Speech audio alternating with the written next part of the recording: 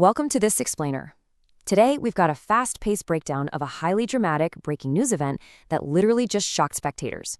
We're looking at a serious incident involving two military jets right in the middle of what was supposed to be a fun, celebratory public event.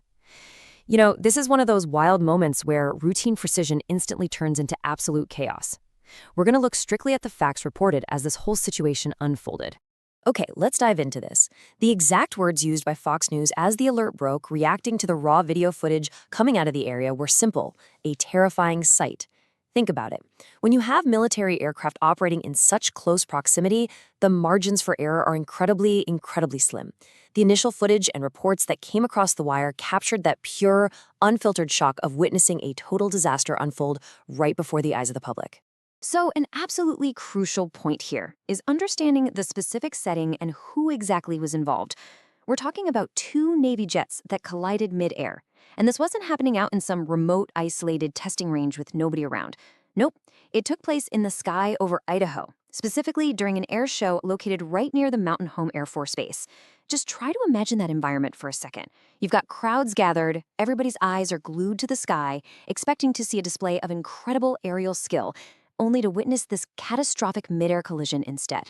And you know, this brilliantly illustrates how quickly a completely normal day can shift into a massive emergency. The morning began just like any other planned aerial demonstration. It's routine, heavily rehearsed, highly choreographed, right? But then, right around noon Mountain Time, that routine was violently shattered by a sudden mid-air collision.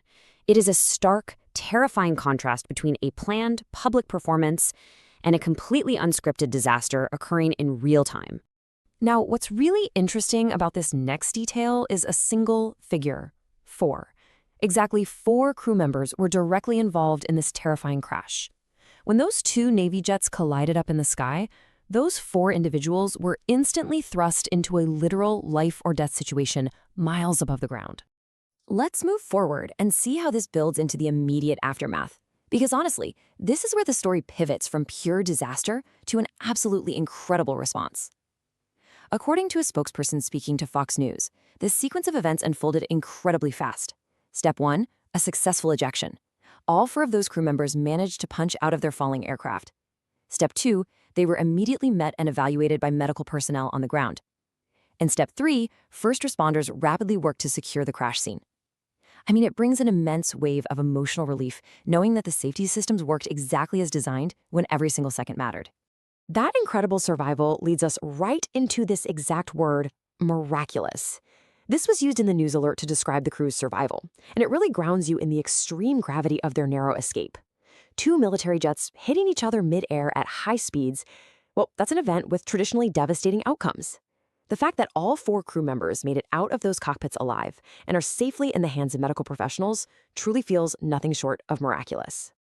But as the initial relief that everyone survived begins to settle, our focus naturally has to shift, which brings us to the biggest question remaining on the board: what caused the mid-air collision? How do 2 highly trained Navy pilots flying advanced military aircraft during a heavily rehearsed demonstration actually end up colliding in the sky? Was it a mechanical failure, maybe a momentary lapse in communication, or some other totally unforeseen factor? Well, the answer right now is that the incident is currently under investigation. Authorities and military officials are piecing together the wreckage, checking the flight data, and getting the accounts of those 4 surviving crew members to figure out exactly what went wrong. We'll definitely have to keep a close eye on the official reports as they're released. So what do you think they'll find in those flight recorders, and how will this super close call end up changing the safety protocols for future public air shows? Keep learning, keep questioning, and I'll see you in the next explainer.